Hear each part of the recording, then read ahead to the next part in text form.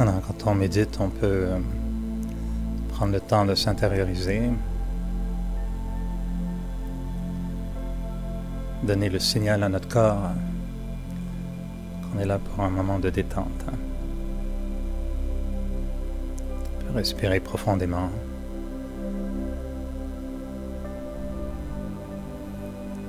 Se concentrer sur toutes les parties du corps pour éliminer toutes les tensions.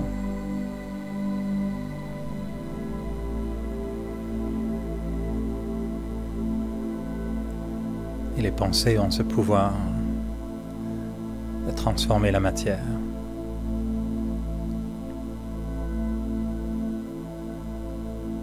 Mes pensées ont un effet sur l'état de mon corps.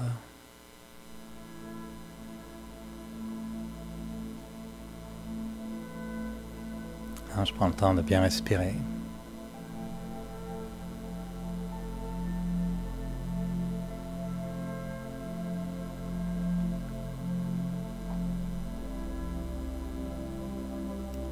Alors que je libère le corps de toutes les tensions, je peux me concentrer maintenant pleinement sur mon esprit.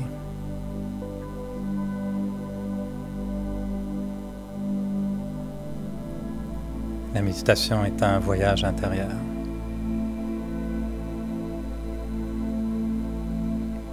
Un moment pendant lequel je peux explorer toute la richesse de l'esprit, toutes les profondeurs de l'esprit.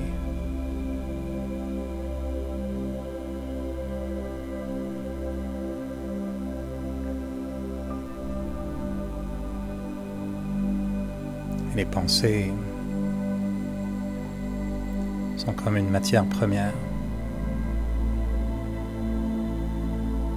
Je peux les façonner, les structurer, les créer.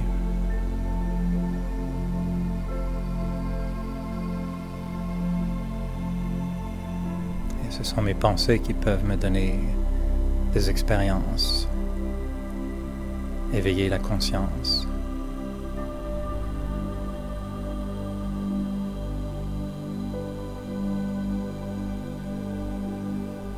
Mes pensées sont aussi de l'énergie, une énergie vitale, une énergie puissante.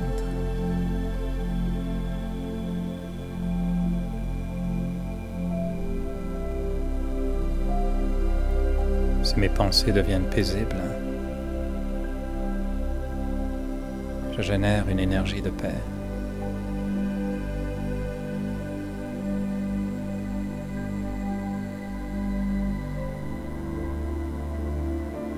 Je me concentre pour un moment au centre du front.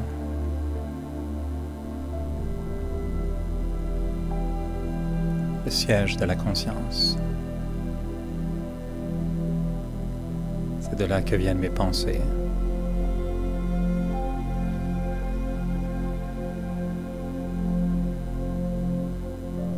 Je peux ralentir mes pensées. Penser très lentement.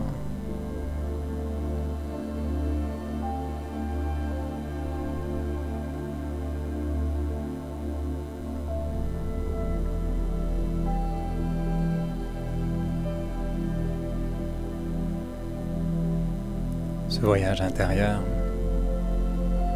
c'est aussi un dialogue avec soi. Une conversation d'esprit avec soi.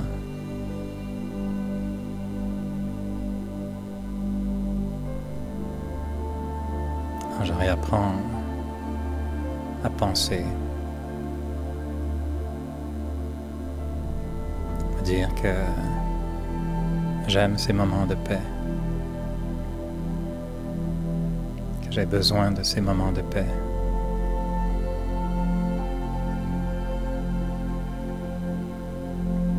Et quand je me retrouve dans cet espace paisible,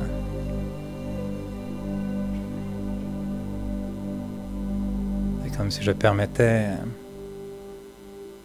à tout un côté de moi à refaire surface.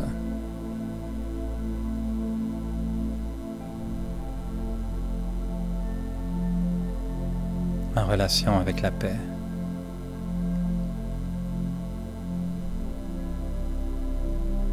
Ma compréhension de la paix.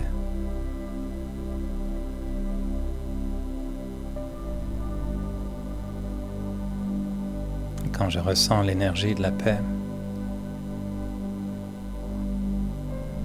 je vois à quel besoin,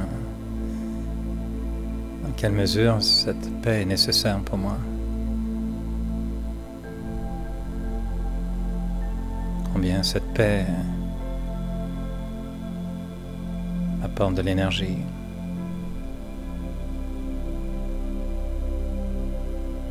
Capacité à voir les choses différemment.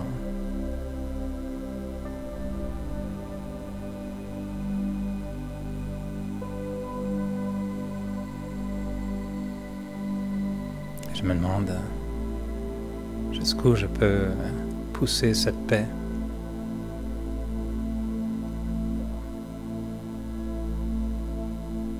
Combien cette paix peut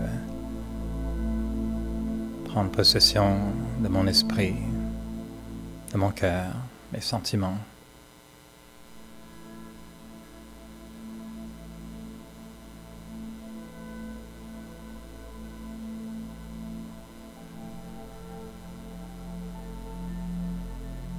Je ressens que cette énergie de paix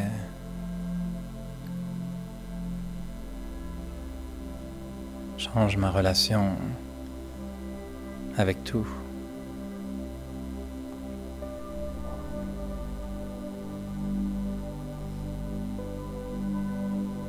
Ce que j'ai vécu précédemment, et même plus tôt cette journée, aujourd'hui.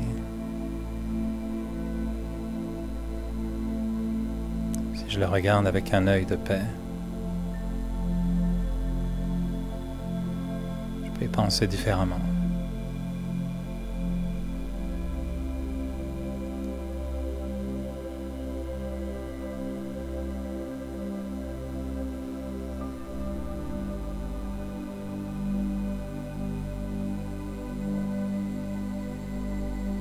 J'arrive à vivre cette paix intérieurement.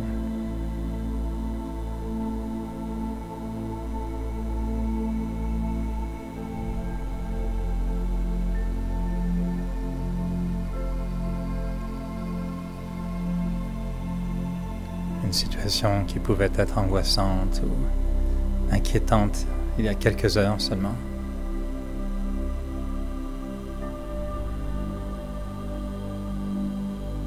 Tout à coup devient acceptable, comme faisant partie des scènes de la vie.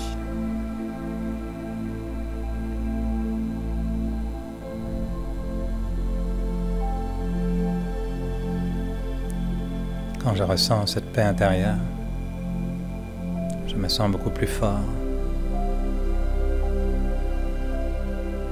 capable de surmonter bien des épreuves. Tout paraît plus facile. Il n'y a plus de tension, ni dans le corps, ni dans l'esprit. Tout devient simple.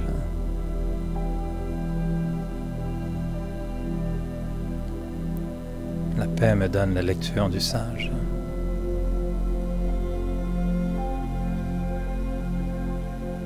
La paix me fait comprendre ce qui semblait pourtant incompréhensible.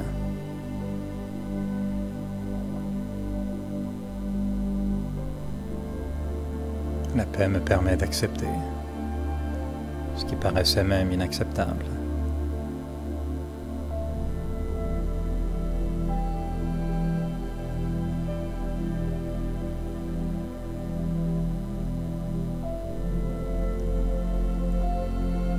Dans ce voyage intérieur,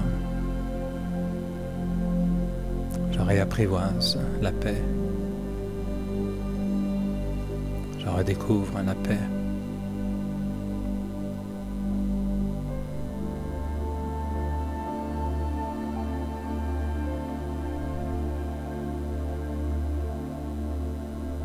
Je ressens que c'est une énergie très pure, très puissante.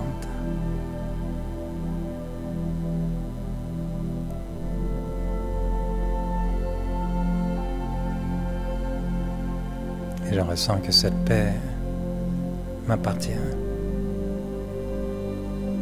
fait partie de ma nature originelle, naturelle.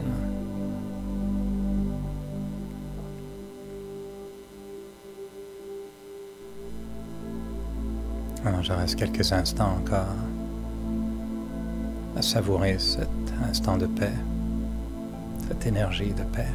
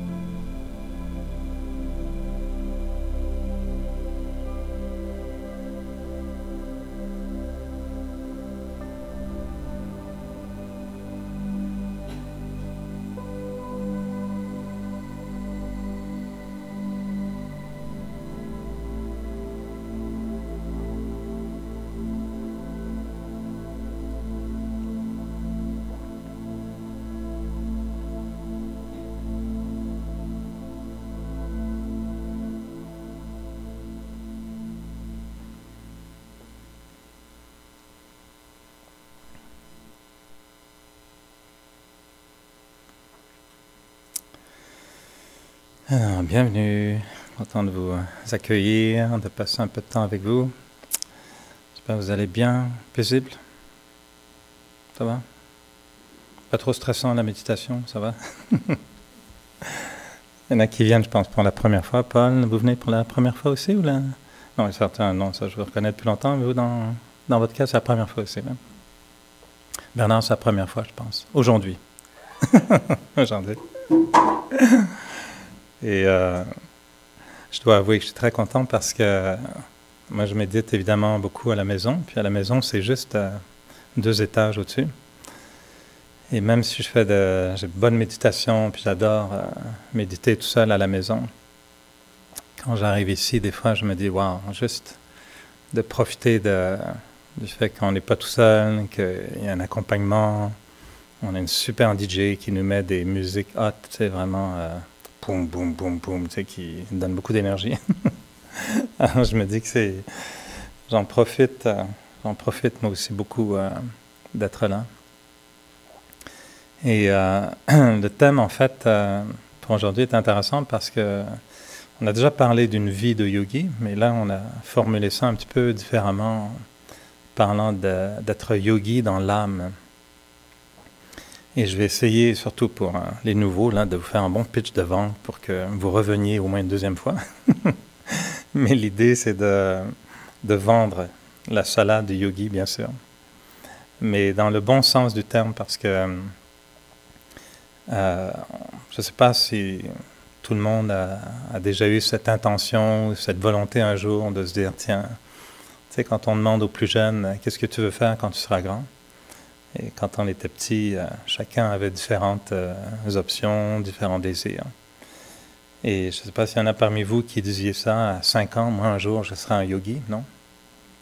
Personne n'avait eu cette volonté de carrière. Ça ne rapporte pas beaucoup, hein, ça je dois admettre. Être médecin, ça peut rapporter peut-être, mais être yogi, d'un point de vue pécunier, c'est pas la meilleure formule pour gagner de l'argent.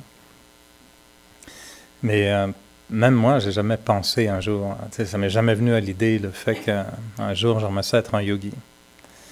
Et quand j'ai commencé le Raja Yoga, ben c'est sûr qu'on se demande à quel point est-ce que la spiritualité correspond vraiment à ce qu'on cherche, parce que moi, les amis qui me connaissaient ou ma famille, quand ils ont vu comment j'évoluais dans la vie, ils n'avaient jamais pensé qu'un jour j'allais devenir le spirituel de la famille.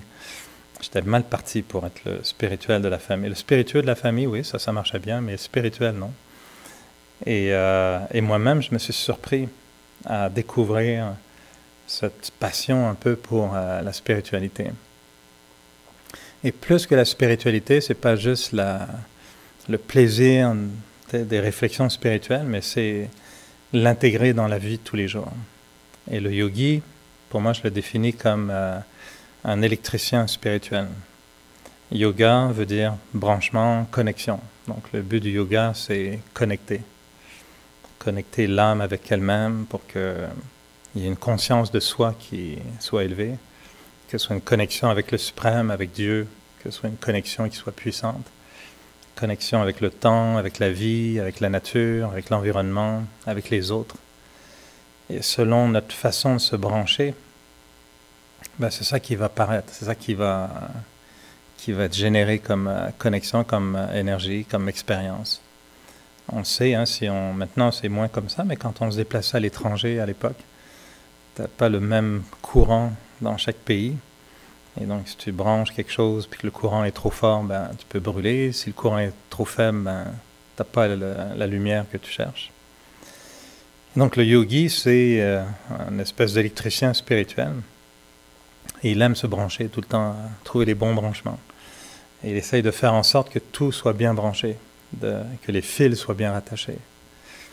Et il y en a plein qui peuvent vivre sans jamais se rendre compte, qui sont pas mal débranchés. Parce que c'est à peu près la majorité des gens. La majorité, on vit ce qu'on appelle souvent métro, boulot, dodo. On travaille, on est là, on fait notre truc, on vit. Et on vit beaucoup notre rôle, notre identité avec tous les... Moi, j'appelle ça souvent tous les post-it qu'on a laissés coller comme ça à notre peau.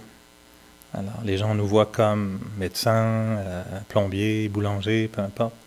Jeunes, pas jeunes, grands, petits, canadiens, étrangers, etc., etc. On a plein de post-it qui nous définissent. Et des fois, on reste un peu dans cette boîte de post-it. Et le yogi, lui, il se demande, il n'y a pas un branchement, il n'y a pas autre chose qui... Je ne peux pas me brancher sur autre chose que ces post-it pour voir qui suis-je vraiment au-delà de tout ça. Et donc là, on tombe dans les grandes questions philosophiques dans lesquelles on peut se perdre, c'est sûr, mais dans lesquelles on peut se retrouver aussi beaucoup.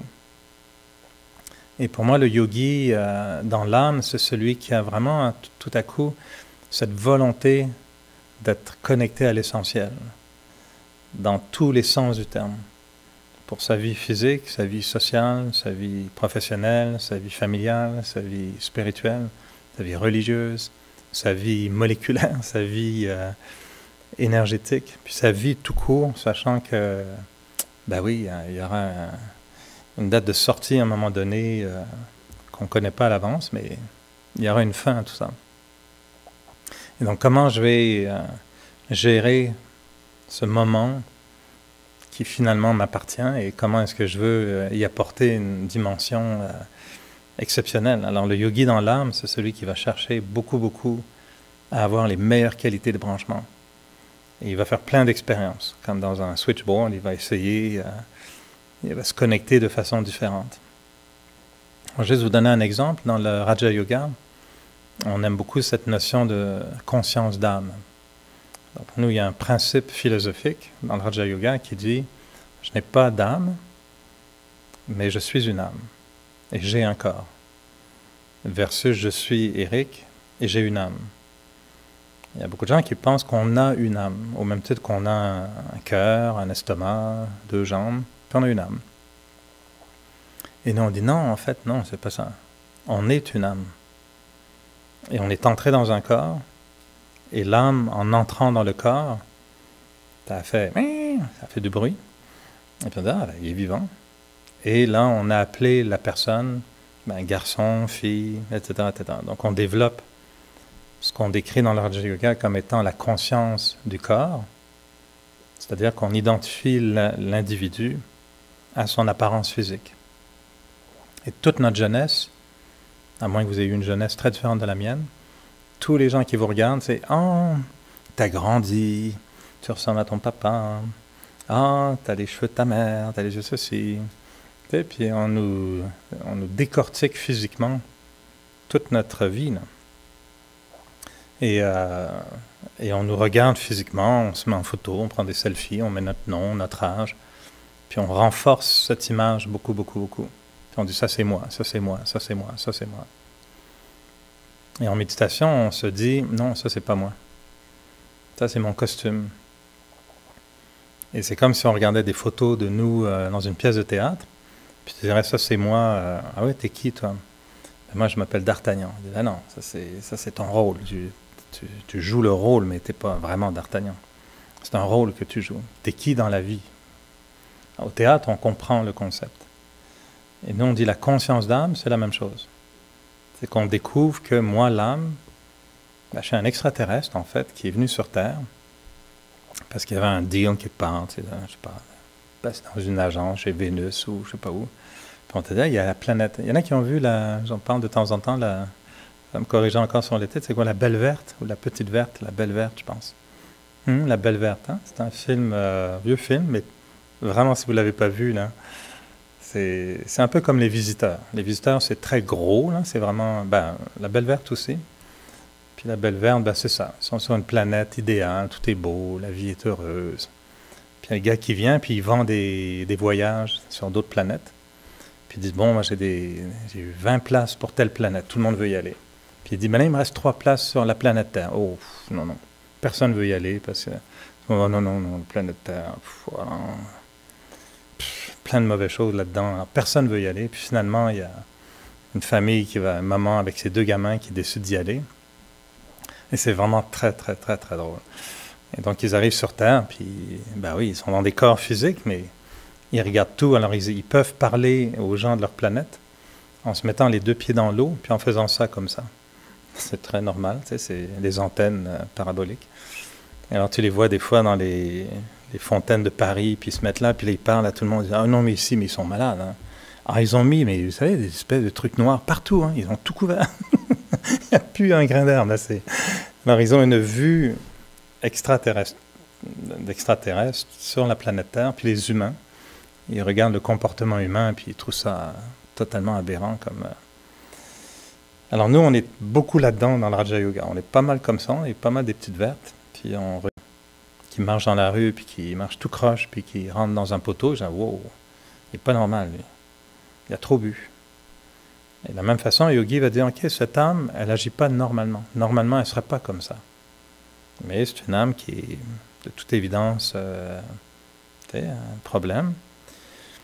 Est-ce que je lui en veux? Est-ce que je vais avoir de la colère? Est-ce que je vais vouloir me venger? Non, pas vraiment. Moi, je n'ai pas envie de jouer ce rôle. Moi, je suis une âme yogi. Et moi, comme yogi, j'ai envie de rester très paisible, de rester le plus rationnel possible. Ok, si la personne vient me frapper, ben, je vais agir. Mais sinon, j'observe, je ne juge pas. Puis je décide de ne pas laisser cette scène m'affecter, parce que ça ne sert à rien. Donc le yogi, il va penser comment agir différemment, comment penser différemment, comment réagir différemment.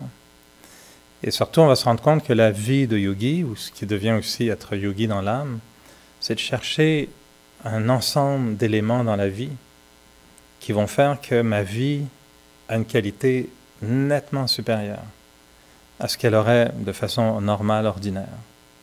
Et ça, je sais que ce n'est pas un intérêt chez tout le monde. Des fois, si on dit aux gens, vous n'aimeriez pas ça, vivre une vie extraordinaire? Oui, oui. Mais là, quand tu dis que ce n'est pas un cruise avec le gros bateau, puis les cocktails et tout ça, tu dis, oh, qu'est-ce que tu me proposes d'extraordinaire? Ben, je dis d'être heureux, d'être bien, d'être en plein contrôle. Puis il n'y a rien d'excitant où tu me proposes. Non, non, non, c'est juste une vie de yogi. Alors, les gens vont penser qu'une vie de yogi, c'est un peu plate en fait. Parce que qu'est-ce qui fait un yogi? Il y a surtout beaucoup de choses qu'il ne fait pas, le yogi. C'est ça que les gens trouvent très plate. Il ne boit pas beaucoup, se couche un peu plus tôt, ne mange pas tout à fait la même chose que les autres. Alors, des gens peuvent trouver que ça a l'air plate, une vie de yogi. Alors qu'en fait, moi, ce que je vis, puisque je ressens qui est vraiment très, très intéressant, c'est comment donner une dimension à sa vie qui est hors de l'ordinaire. Et dans ce sens-là, on sent qu'il y a différents départements dans la vie de yogi qui sont des départements de bien-être, mais pour lesquels il y a un effort qui est nécessaire. Et l'expérience qu'on fait souvent, c'est que le yogi, il va chercher un branchement qui est très particulier et qui donne accès à une dimension extrêmement riche de la vie. Une conscience de grands sages. Alors, des gens vont dire « Oh, toi, toi, tu fais la philosophie, mais non, moi, c'est trop profond pour moi. » Non, la sagesse est abordable à tout le monde. Il y a des consciences qui sont beaucoup plus élevées, qui nous procurent beaucoup plus de bonheur que d'autres. Mais oui, ça demande de faire un effort, d'aller chercher cette conscience. Alors le yogi va se demander comment est-ce que je peux élever les pensées que j'ai, la conscience que j'ai, ma perception des choses, des individus, des situations. Et cette recherche-là, on peut appeler ça une démarche philosophique, une démarche spirituelle, est beaucoup axée sur l'étude. Donc vraiment une lecture, un apprentissage, un échange, une écoute, une curiosité, vouloir comprendre mieux comment les choses se font. Et cette curiosité, cet apprentissage va permettre à la conscience d'être beaucoup plus raffinée, plus puissante, plus riche, plus forte. Alors souvent les gens appellent ça la sagesse. En fait, la sagesse, c'est quoi? C'est une posture de l'esprit qui nous permet de maintenir notre bonheur, notre dignité, notre savoir, notre respect de soi, notre confiance en soi, notre dignité de soi. C'est ça la sagesse. La sagesse, c'est juste ce qui nous permet de rester sain dans la tête. L'inverse, un peu la bêtise ou une forme de bêtise ou d'immaturité ou de peu importe comment on peut appeler ça, ben souvent ça va nous déséquilibrer. Quand on est un peu bête, ben on laisse les émotions prendre le dessus, puis on dit des choses qu'on va regretter, on pose des gestes qu'on va regretter, puis ultimement on ne se sent pas très bien.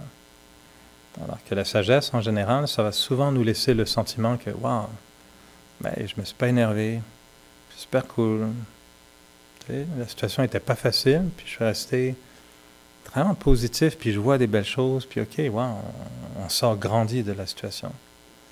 Donc il y a tout un département dans l'âme du yogi qui est vraiment ce département de recherche, d'exploration, de curiosité, d'intérêt, d'étude. Mais après, il doit aller se compléter dans un tout autre département, qui est le département de l'expérience. Donc le côté vraiment mystique du yogi. Et le yogi, on peut appeler ça rêveur un petit peu, ou être dans la lune, ou être un peu, des fois, c'est ça, déconnecté. Mais en fait, il est très connecté. Les autres pensent qu'il est un peu rêveur, mais en fait, le yogi, il cherche souvent à ressentir quelque chose de puissant au niveau des émotions. Je ne sais pas ce que vous avez ressenti tout à l'heure dans la méditation, mais en quelques minutes, il suffit juste de penser à la paix. Et c'est comme si on appelait en nous le département de la paix. On a l'eau, c'est comme quand tu passes une commande au volant maintenant. Là, tu appuies sur un bouton, puis tu demandes ta pizza ou je ne sais pas trop quoi, puis elle sort 10 mètres plus loin. C'est un peu ça la méditation. Tu appuies sur le bouton, tu dis paix, paix, paix, puis tu la laisses venir. Puis si la méditation est bien faite, après 10-15 minutes, on consomme la paix, on en mange la paix, parce qu'on l'a commandé. Donc le yogi, il fait beaucoup ça. Il cherche à créer une expérience. Quand il est avec un autre, oui, on parle, on a une interaction, ok, on échange, mais le yogi, il est conscient qu'il y a une partie de moi qui est qu'est-ce qui se passe véritablement? Est-ce que j'émets une énergie positive? Est-ce que je capte une énergie positive? Qu'est-ce qui se passe dans la relation? Le yogi, il est très très conscient de tout ça, parce qu'il sait que c'est ça qui va faire la richesse du moment présent. L'authenticité, l'amour, le partage, le bien-être, être libre, de ne pas avoir à jouer un rôle, de ne pas avoir à prétendre, de ne pas avoir à avoir une inquiétude sur comment l'autre va me recevoir ou m'interpréter. Donc le yogi est toujours branché sur l'expérience. il intègre sa sagesse, puis il en fait l'expérience. Puis le troisième aspect le plus important pour moi dans l'âme du yogi, c'est qu'il cherche beaucoup la transformation. On adore comme yogi le fait de dire que je ne suis pas juste un yogi pour me sentir bien, zen et paisible. Mais on aime le fait d'être yogi parce qu'on se transforme. Et le yogi, c'est celui qui a cette réalisation qu'on peut faire tout ce qu'on veut faire dans la vie. On peut devenir ce qu'on veut devenir. Il faut juste le vouloir, puis savoir comment. Et de transformer certains traits de personnalité, malheureusement, il y en a qui en font l'expérience comme étant un reproche, une obligation. Tu sais, souvent, quand on était jeune, c'était ça le problème, c'est qu'on nous disait « il faut que tu changes, ça c'est pas bon ». Dans les couples, c'est ce qui se passe aussi. Les couples sont heureux au début, puis après, il faut négocier le caractère de chacun, puis dire « ouais, mais toi, tu es toujours comme ça hein. ». Donc, une personne sent que l'autre personne dans le couple aimerait beaucoup que je change. Alors, on fait un deal. « Ok, je vais changer, mais toi aussi, il faut que tu changes. » Et là, le changement, il n'est pas facile. Mais dans la spiritualité, au contraire, on devient fasciné par l'idée que « wow, je peux changer. » Et c'est tout à mon intérêt de changer. Et si, par exemple, moi, je regarde le fait que, ok, mettons que quelqu'un dise quelque chose, puis que ça me déplaît. Ok, j'y pense après, puis j'aime pas. Et je ressens intérieurement le fait que j'aime pas ce que cette personne m'a dit, ou même ce qu'elle a fait, ou même ce qu'elle a dit à quelqu'un d'autre. Et si on y pense, des fois, on va ruminer ça pendant tellement longtemps. Puis on va garder ça comme étant « ah, mais il n'aurait pas dû, elle n'aurait pas dû, ça n'aurait pas dû être comme ça, etc. » Peut-être. Mais qu'est-ce que je gagne à ruminer ça tout le temps, tout le temps, tout le temps, tout le temps? Et en fait, c'est que je me fais du mal à moi-même. Et j'ai un jugement sur l'autre. Je me plains de l'autre. Je critique l'autre. Je blâme l'autre. Et dans les faits pratiques, tout le monde va dire « t'as raison, ben oui, écoute, ça n'a pas de bon sens. » Puis tous nos amis vont nous donner raison. Mais en bout de ligne, c'est moi qui vais perdre. Parce qu'en fait, je me vide de mon énergie. Alors que si j'avais une attitude différente en me disant « non, moi, ma critique, c'est fini. Le jugement, c'est fini.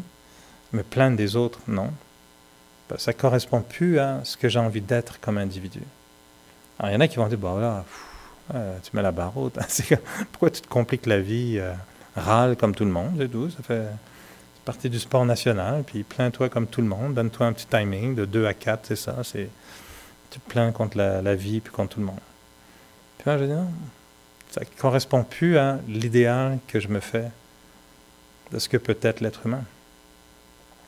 Quelqu'un me lance une pierre, puis en retour, je leur donne une fleur. Ok, ça, j'aime cette idée-là. Je trouve que ça, c'est assez intéressant. Ça correspond mieux à des valeurs que j'aimerais proposer. Donc, le yogi devient très intéressé à cette capacité de se transformer. Et à chaque fois qu'on a des petites victoires, ce sont des petites choses, hein, des fois, c'est vraiment des petites choses. Moi, récemment, j'étais malade, puis je déteste être malade. Je ne suis pas bon malade du tout. J'ai un mini-rhume, puis je pense que toutes mes voisines le savent, puis les voitures doivent s'arrêter au coin de la rue, puis c'est la fin du monde. Il y a le rhume, my God, attention, ça va mal. C'est juste un rhume. Et là, j'étais vraiment pas bien, puis je me suis dit, non, là, je vais passer à travers différemment.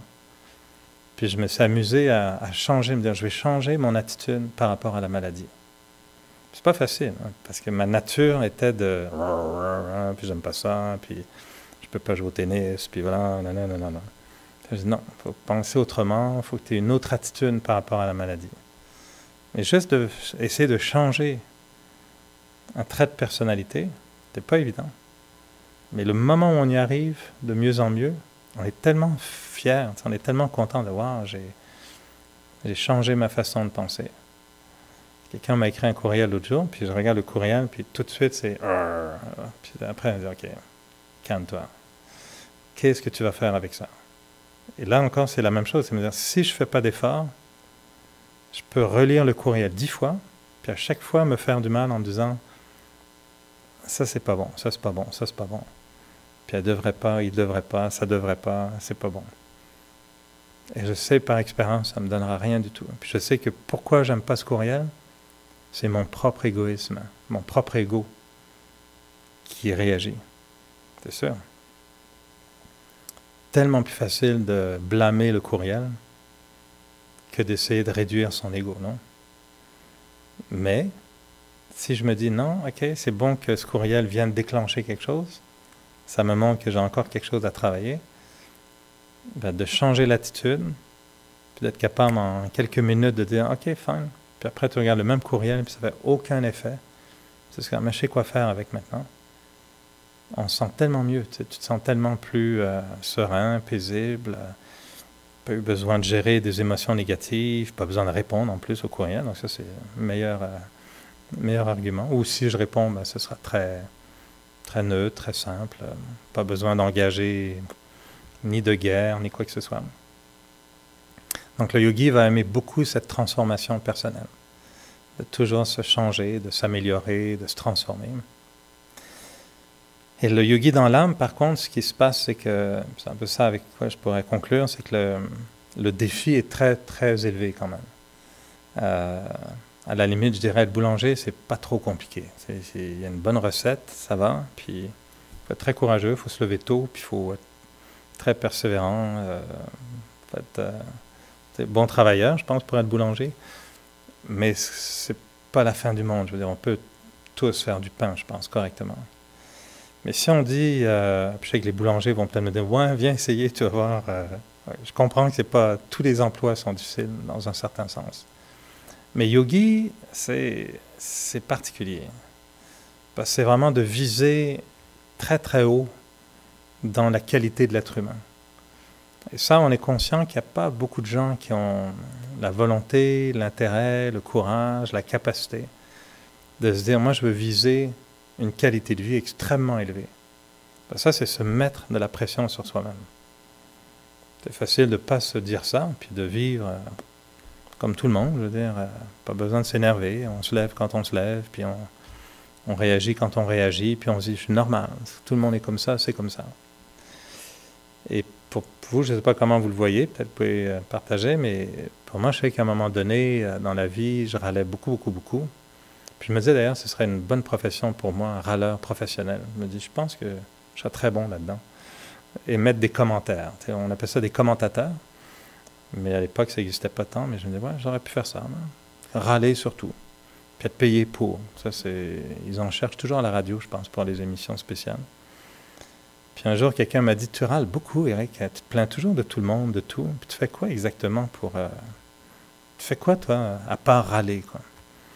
Et je vous jure, cette question m'avait été posée, puis j'avais aucune réponse. Tout ce que je pouvais dire, c'est ben rien, je râle, c'est déjà beaucoup, non? Au moins, j'élève la conscience générale sur à quel point tout va mal, quoi. Ah oui, bravo. Et puis quelqu'un m'avait dit, c'est comme quelqu'un qui regarde des poubelles, puis qui ouvre les poubelles, et dit, c'est épouvantable, regarde qui a mis ça, puis il sort les poubelles, met ça dans la rue, puis qui a jeté ça, puis regarde qui a jeté ça, puis il a tout mis la poubelle partout, en disant, c'est épouvantable, hein? Puis je me disais, oui, mais Eric, avant que tu râles, c'était dans un sac. C'était déjà moins pire que... Là, tu viens de tout remettre partout, puis tu penses que tu as fait quelque chose de bon. Ben ouais. Alors, c'était un peu l'image forte qu'on m'avait donnée. Et après, je me disais, ouais, c'est vrai, je râle beaucoup, mais je ne fais pas grand-chose. Et quand j'ai découvert après que on peut se changer soi-même, et là, je me suis dit, qu'est-ce qui m'intéresse? Et c'est vrai que je voyais la proposition qui était jusqu'où tu veux monter ta qualité d'être.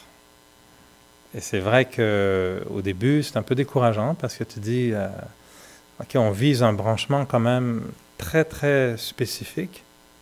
Et quand c'est branché, wow, c'est... Tout ce qu'on ressent, c'est énorme. Le bien-être, l'amour, la puissance, je suis en contrôle... OK, je suis Superman. Quoi. Tu deviens Superman quand le branchement est là. Puis le moment où ça se débranche, tout devient un poids énorme. Imagine de devoir accomplir la tâche de Superman, mais tes pouvoirs ne fonctionnent plus. Quand le train te rentre dedans, normalement, ça ne te fait rien, puis tu rebondis. Sauf que là, quand tu n'as plus les pouvoirs, le train te rentre dedans, ça fait très mal. Puis tu as les os brisés, puis tu dis, oups, mes pouvoirs n'ont pas fonctionné. Alors, j'ai jamais essayé d'être Superman, mais j'imagine que c'est pas une job facile d'être Superman. Il faut que ça marche. J'ai vu des films, l'araignée, où des fois il perd son pouvoir, là, puis c'est un peu nul quand tu viens pour t'accrocher à un building, puis oups, t'as plus de toile. La chute peut faire mal, quoi. Alors pour moi, le yogi, c'est un peu ça le danger de ce job. C'est que quand le branchement il fonctionne, wow, tu es en 4D, 5D, odorama, tout ce que tu veux, c'est la présentation de très, très grand luxe. Mais le moment où le branchement n'est plus là, tu perds tout et tu te dis, OK, il faut que je retrouve le branchement. Et c'est pour ça que j'ai l'impression que souvent les yogis, c'est très courageux pour avoir cette volonté de se donner une vie exceptionnelle, mais ils sont souvent en train de revérifier le branchement pour dire, OK, il faut que je remette ça. Il faut que le branchement fonctionne. Il faut qu'il y ait un courant qui passe. Sinon, je n'aurais pas des pouvoirs exceptionnels. Je n'aurais pas cette capacité à être surhumain dans des situations difficiles. Que ce soit confronter la mort, confronter la maladie, confronter le désaccord, confronter l'échec, confronter les aléas de la vie. Ben, si je n'ai pas le pouvoir, les situations peuvent devenir peuvent avoir beaucoup d'emprise sur moi. Alors que si j'ai du pouvoir, ben, j'ai de l'emprise sur la situation. Alors, je profite du fait qu'il y ait des gens dans la salle. Qu'est-ce que vous en pensez? Avez-vous des objections, des commentaires, des questions, des réactions à cette proposition de Vidyogi? Parce qu'en sortant, il y a un formulaire à signer, bien sûr. Et le contrat est négociable. Pour le salaire, c'est négociable. On peut négocier un petit peu entre 0 et 0,1 à peu près. Dis? Avant de dire, mettons, je vais être yogi, on ne peut pas fixer un objectif plus abordable. En parenthèse, sans se mettre trop de pression. Quand l'objectif est trop haut, on n'atteint pas assez rapidement, des fois, il peut y avoir du découragement. Ouais. C'est bon comme question. Est-ce qu'il y a un deal possible? Alors, je te dirais oui. Et l'avantage, OK. Alors, ce qu'on va te proposer, c'est différentes tailles de yogi. Peut-être qu'on peut commencer en disant, je vais être un petit yogi, pour commencer. Je vais être un yogi en herbe, un yogi junior. Puis comprendre que c'est en fait ça la réalité. C'est une bonne question, parce que c'est ça la réalité. La réalité, c'est qu'on va en fait, oui, devenir des yogis en herbe, des yogis juniors, des petits yogis, des yogis à temps partiel. Pardon. Et petit à petit, c'est comme la vie, hein, on dit toujours, tu ne peux pas mettre quelqu'un à l'âge de, à part les génies, là, mais à l'âge de 6 ans, tu ne vas pas t'asseoir sur les bancs de l'université. Tu commences à la maternelle, primaire, secondaire, puis après tu vas à l'université. Donc le yogi, c'est la même chose. Alors c'est vrai que tu as raison, au début, c'est bien de viser, de dire, je vais être apprenti yogi. Je vais découvrir le yogi à ma façon, être un petit yogi modeste, puis je vais jouer un petit peu là-dedans. Oui, tout à fait. Parce que si on met la barre trop haut au début, ça peut être très décourageant. Là où il y a une dimension que je trouve intéressante, c'est qu'il y a une communauté qui existe. Nous aussi au centre, on a des gens qui font ça depuis 40 ans, il y a des gens qui font ça depuis 20 ans, il y a des gens qui font ça depuis 2 ans, puis des gens qui font ça depuis 2 mois. Et ça crée une communauté dans laquelle on voit des gens qui s'entraident tout à coup, ils disent « Ah ouais, eux, ça fait longtemps qu'ils font ça, ok, mais nous on commence. » Et donc, ok, on ne va pas se donner les mêmes objectifs nécessairement que quelqu'un qui fait ça depuis 40 ans. Et donc, on va se trouver aussi des repères qui sont réalistes, avec des gens qui ont aussi des réalités qui correspondent mieux aux miennes. Moi, j'ai eu la chance de vivre ça, c'est une organisation très internationale. J'allais beaucoup au début en Angleterre, à New York, puis en Inde, parce qu'il n'y avait pas beaucoup de gens ici à Montréal, donc on allait voir les centres principaux, donc c'était Londres, New York et en Inde. Et là, tu voyais des centaines de personnes, tu disais, waouh, ok, ils sont sérieux, là, c'est vraiment... Moi, quand j'ai commencé ici, on me disait, ben, ici, le mouvement s'appelle l'Université spirituelle mondiale des Brahmakumaris. Puis moi, je disais, l'université, on est deux, là. Alors, je veux bien, je comprends pas le concept d'université, c'est plutôt école privée pour moi, je trouve que c'est plus une école privée qu'une université. Et je voyais pas le concept. Puis quand je suis allé en Inde, la première année, je me souviens, quand on arrive au siège social, c'est comme un campus universitaire. C'est vraiment un campus universitaire avec plein de buildings. Puis là, tu vois des centaines de personnes. Et vraiment, moi, ce qui me frappait, c'est que tout le monde avait un sac avec un... à l'époque, il n'y avait pas de cellulaire, il n'y avait pas de tablette. C'était avec des cahiers et des crayons. Puis partout dans les sessions, tout le monde sortait son cahier, ses crayons. Puis je disais, OK, ouais, OK, donc c'est sérieux. OK, d'accord, on n'est pas juste deux, là. C'est vraiment une université. Puis je me souviens avoir eu vraiment un espèce de wake-up call, de me dire, hey, eux, là, ils ont pris ça plus au sérieux que toi depuis longtemps. Puis là, ils viennent d'Afrique, de Chine, il y en a de Russie, il y en a de partout à travers le monde. Puis ça m'avait énormément stimulé de voir des gens comme ça de partout au monde, studieux, là, vraiment, de dire, wow, OK, là, ils sont sérieux, ils sont engagés dans un vrai travail sur soi. Et moi, je me souviens avoir été au petit magasin... qu'est-ce que vous avez comme cahier? Puis j'avais acheté un cahier avec des photos indiennes et tout. Puis j'étais très fier d'avoir mon sac d'écolier, mon cahier, mon crayon. Puis ouais. Mais là, j'étais comme un petit yogi qui... OK, je commence. Alors, c'est bon de se donner des tailles petits, moyens, larges, extra larges. Il y a des petits à petits.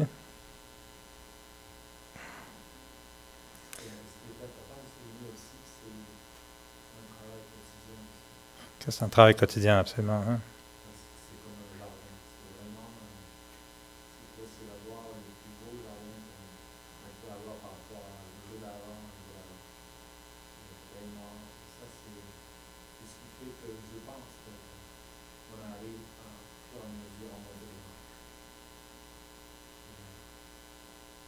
Donc tu t'identifies davantage à un jardinier qu'à un boulanger, quoi.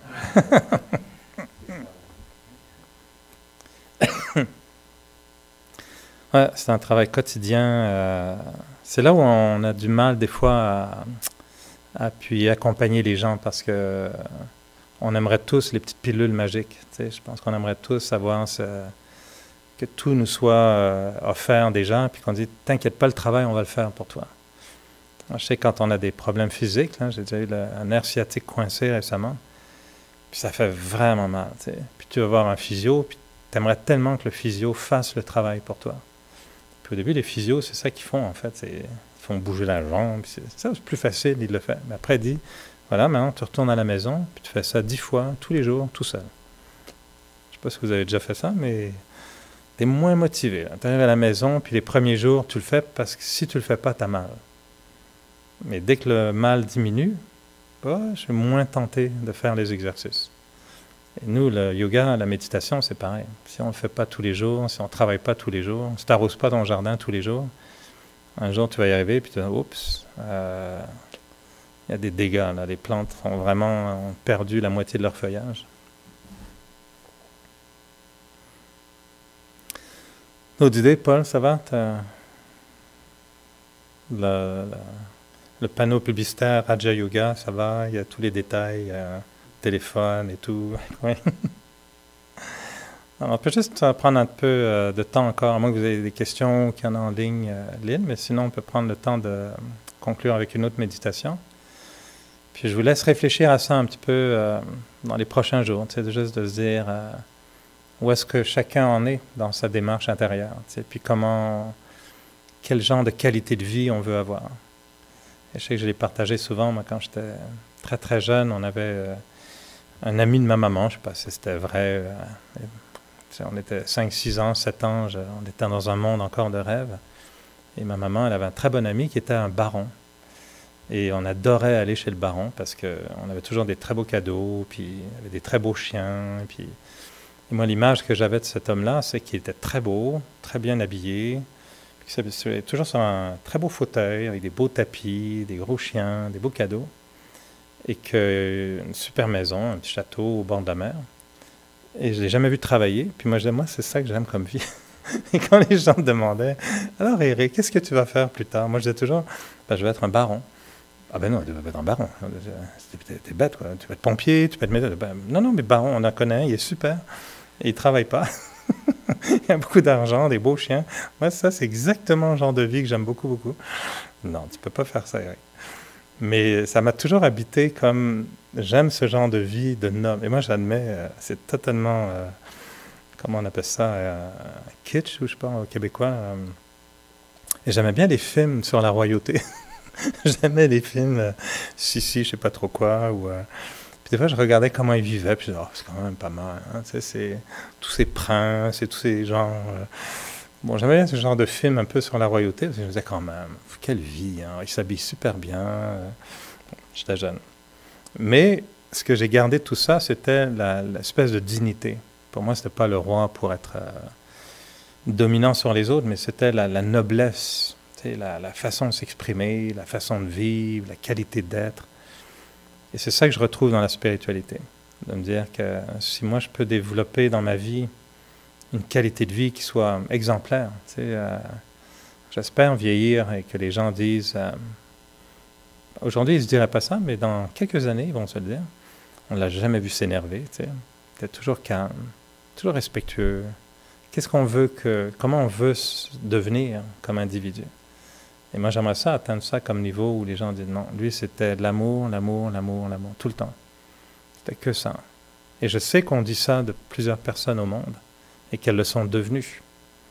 Alors, c'est ça un peu le deal du yogi, c'est de se dire, c'est quoi l'image que je veux me donner comme ligne d'arrivée? Alors, pas se décourager ensuite, mais au moins se donner ça comme image. Donc, peut-être cette semaine, je vous invite à réfléchir, à savoir qu'est-ce chacun veut construire dans sa vie.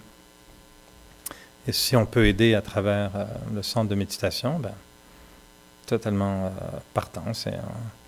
Nous, ce qu'on veut, c'est offrir un cadre qui soit favorable à ce genre de réflexion puis de développement personnel. Alors, on peut prendre quelques minutes encore pour méditer avant de rentrer.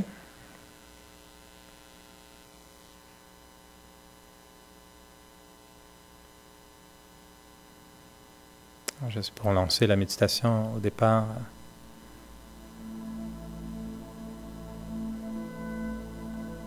Des fois, c'est bien de créer une image pour lancer la méditation.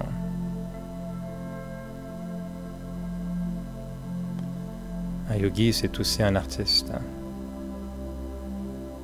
Si on imagine une feuille blanche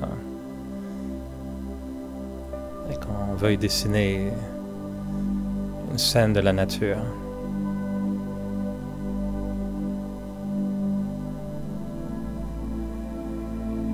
Alors on peut choisir les éléments, la terre, l'eau, le feu,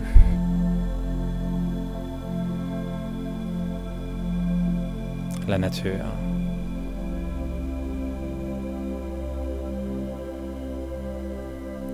Cette immense page blanche, chacun peut dessiner un lieu qui devient très présent sur l'écran de l'esprit.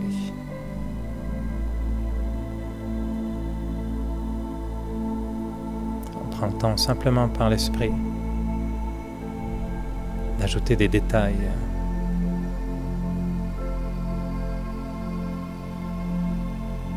Se demander qu'est-ce que je viens chercher dans cet espace.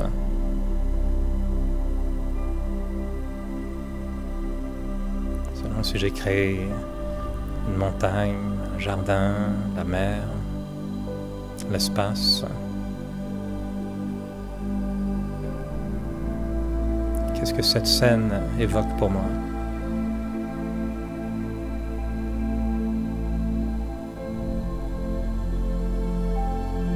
Quelles sont les valeurs que je reconnais dans cette scène de la nature que j'ai dessinée?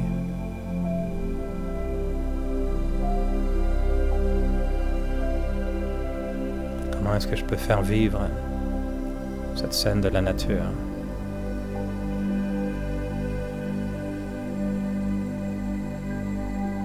La rivière peut changer l'intensité du cours d'eau. La montagne peut devenir de plus en plus grande, de plus en plus de fleurs dans un jardin.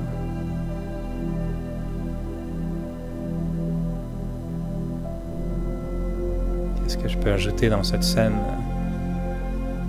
qui corresponde à ce que j'aimerais transformer dans ma vie?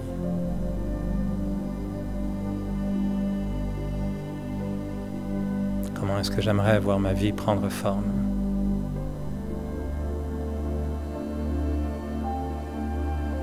Qu'est-ce que j'aimerais retrouver dans la vie?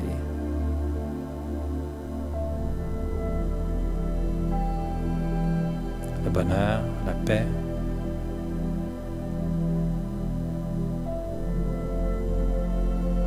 La richesse des relations interpersonnelles.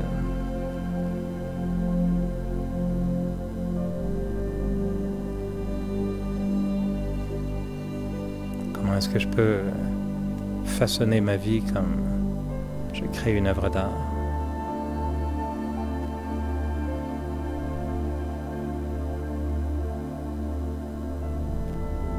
Je regarde cette peinture vivante sur l'écran de mon esprit. Je la laisse vivre.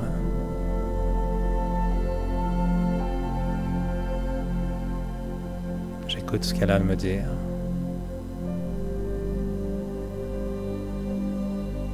Par moments, d'un simple geste, je la transforme.